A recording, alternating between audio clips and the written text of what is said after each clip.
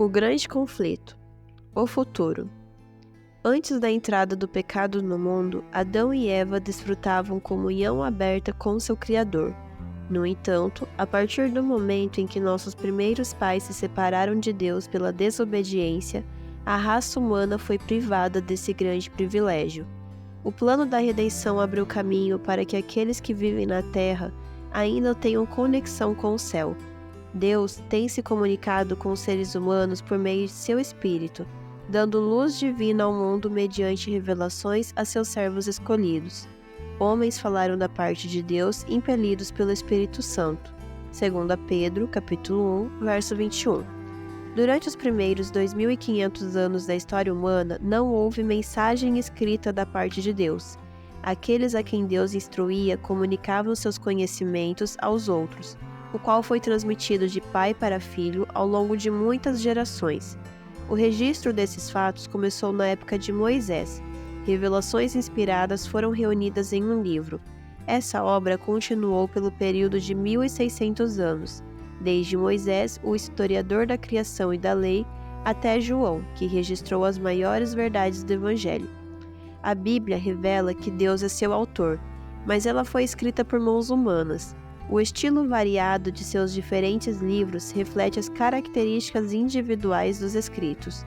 Todas as verdades reveladas foram inspiradas por Deus, 2 Timóteo 3,16, porém expressas em palavras humanas. Seu Espírito Santo, o Infinito, trouxe luz à mente e ao coração de seus servos. Ele deu sonhos e visões, símbolos e ilustrações. Então aqueles a quem o Senhor revelou essas verdades traduziram um pensamento em linguagem humana. Escritos eram diferentes, por homens que divergiram bastante em posição social, profissão, capacidade mental e espiritual. Os livros da Bíblia apresentam forte contraste em estilo, bem como diversidade nos tipos de assuntos que abordam. Os muitos autores usam formas diferentes de expressão. Com frequência, um apresenta a mesma verdade de forma mais impressionante que o outro, uma vez que os vários autores abordam os assuntos de perspectivas e maneiras diferentes. Os leitores superficiais, descuidados ou tomados pelo preconceito, podem pensar que estão se deparando com uma discrepância ou contradição, ao passo que o estudante reflexivo e reverente, com percepção mais clara, reconhece a harmonia subjacente. Os diferentes autores expõem a verdade em seus variados aspectos. Um autor se impressiona mais fortemente com determinado aspecto do assunto e compreende o ponto relacionado à sua experiência ou à sua habilidade de compreendê-lo e apreciá-lo. Outro se identifica com um aspecto diferente. Sob a orientação do Espírito Santo, cada um apresenta aquilo que impressionou sua mente com mais força. Há um aspecto diferente da verdade em cada um deles, mas a harmonia é perfeita em todos. As verdades reveladas dessa maneira se unem para formar um todo perfeito, adaptado para satisfazer as necessidades humanas em todas as circunstâncias e experiências da vida. Deus escolheu comunicar sua verdade ao mundo usando agentes humanos. Ele mesmo, por intermédio de seu Espírito Santo, qualificou homens e mulheres, capacitando-os para essa obra. Guiou a mente de todos eles na seleção do que falar e escrever. Deus confiou o tesouro a vasos terrenos, porém ele ainda provém do céu. A mensagem nos é dada por meio da expressão imperfeita da linguagem humana. Mesmo assim, ela é o testemunho de Deus. O Filho de Deus, obediente e cheio de fé, identifica nessa mensagem a glória do poder divino, cheio de graça e verdade. Em sua palavra, Deus nos deixou o conhecimento necessário para a salvação. Devemos aceitar as Escrituras Sagradas como a revelação infalível e repleta de autoridade de sua vontade. Elas são o padrão do caráter, a revelação das doutrinas e a prova da experiência cristã. Toda a Escritura é inspirada por Deus e útil para o ensino, repreensão, correção e para a instrução na justiça, para que o homem de Deus seja apto e plenamente preparado para toda boa obra. 2 Timóteo 3, versos 16 e 17. O fato de Deus ter revelado sua vontade à raça humana por meio de sua palavra não torna desnecessárias a presença contínua e a orientação do Espírito Santo. Pelo contrário, nosso Salvador prometeu dar o Espírito para abrir a palavra a seus servos, iluminá-los e ajudá-los a aplicar seus ensinos. Uma vez que foi o Espírito de Deus quem inspirou a Bíblia, é impossível que seus ensinos sejam contrários aos da palavra de Deus. O Espírito não foi dado e nunca será para substituir a Bíblia, porque as Escrituras dizem explicitamente que a palavra de Deus é o padrão de prova de qualquer ensino e experiência. O apóstolo João diz: Amados, não creem em qualquer espírito, mas examinem os espíritos para ver se eles procedem de Deus, porque muitos falsos profetas têm saído pelo mundo. 1 João 4:1. E Isaías declara: à lei e aos mandamentos. Se eles não falarem conforme esta palavra, vocês jamais verão a luz. Isaías 8:20. A obra do Espírito Santo tem sido maculada pelos erros de pessoas que alegam ser iluminadas pelo Espírito e então dizem que não precisam mais da palavra de Deus para guiá-las. São governadas por impressões que imaginam ser a voz de Deus no coração, mas o Espírito que as controla não é o Espírito de Deus. Essa prática de seguir impressões enquanto se negligencia as Escrituras só pode acarretar confusão, engano e ruína. Serve apenas para auxiliar os planos do maligno.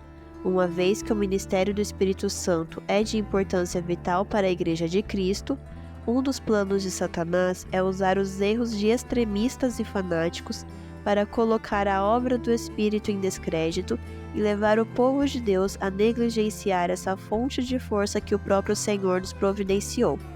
Em harmonia com a palavra de Deus, seu Espírito continuaria a trabalhar no decorrer da era evangélica.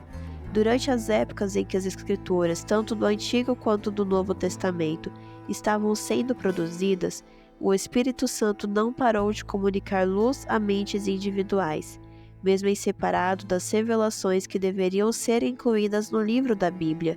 As próprias Escrituras contam como as pessoas receberam advertências, reprimendas, conselhos e instruções por meio do Espírito Santo em questões não relacionadas ao processo de escrita da Bíblia. Também menciona profetas em diferentes eras, cujas mensagens não foram registradas. Da mesma maneira, depois que a Bíblia foi concluída, o Espírito Santo continuaria a trabalhar a fim de iluminar, advertir e consolar os filhos de Deus. Jesus prometeu a seus discípulos: mas o Conselheiro, o Espírito Santo, que o Pai enviará em meu nome, lhes ensinará todas as coisas e lhes fará lembrar tudo o que eu lhes disse. Mas quando o Espírito da verdade vier, ele os guiará a toda a verdade e lhes anunciará o que está por vir. João 14:26 e 16:13. As Escrituras ensinam claramente que essas promessas, em vez de se limitar aos dias dos apóstolos, se estendem a sempre à Igreja de Cristo em todas as eras. O Salvador garante a seus seguidores: e eu estarei sempre com vocês até o fim dos tempos. Mateus 28:20. Paulo declarou que os dons e a obra do Espírito foram concedidos à Igreja, com o fim de preparar os santos para a obra do ministério, para que o corpo de Cristo seja edificado, até que todos alcancemos a unidade da fé e do conhecimento do Filho de Deus, e cheguemos à maturidade, atingindo a medida da plenitude de Cristo. Efésios 4:12-13.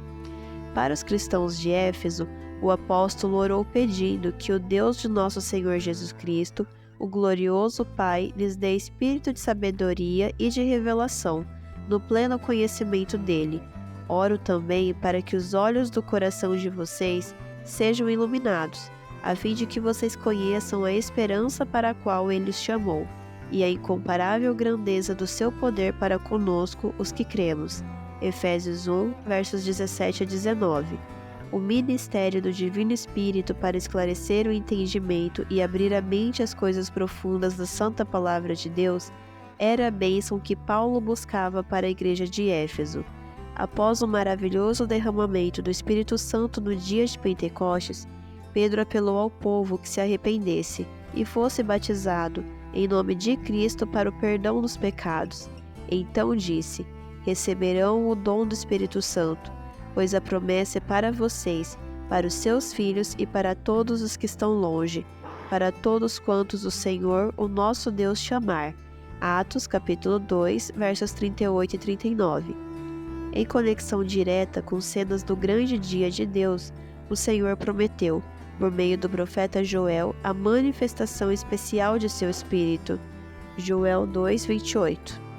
Essa profecia se cumpriu parcialmente por ocasião do derramamento do Espírito no dia de Pentecostes.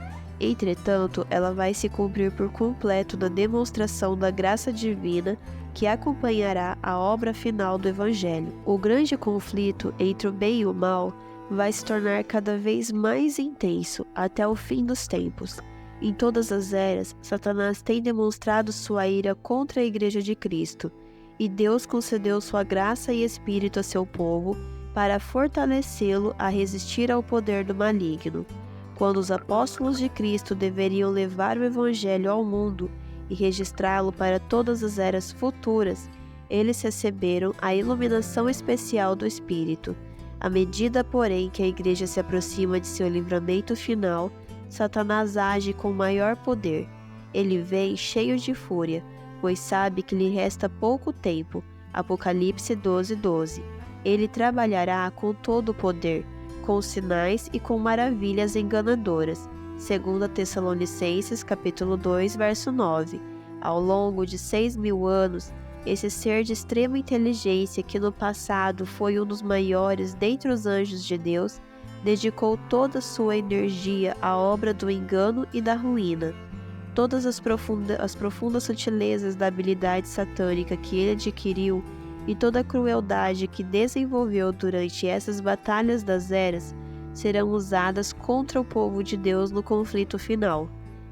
Nesta época de perigo, os seguidores de Cristo devem levar ao mundo a mensagem de advertência do segundo advento do Senhor.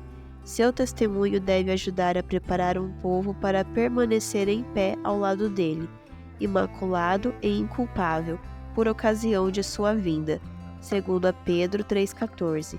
Nesta época, a Igreja necessita do dom especial da graça divina e, pelo menos, do mesmo tanto de poder que nos dias dos apóstolos. Por meio da iluminação do Espírito Santo, as cenas do duradouro conflito entre o bem e o mal foram mostradas à autora destas páginas.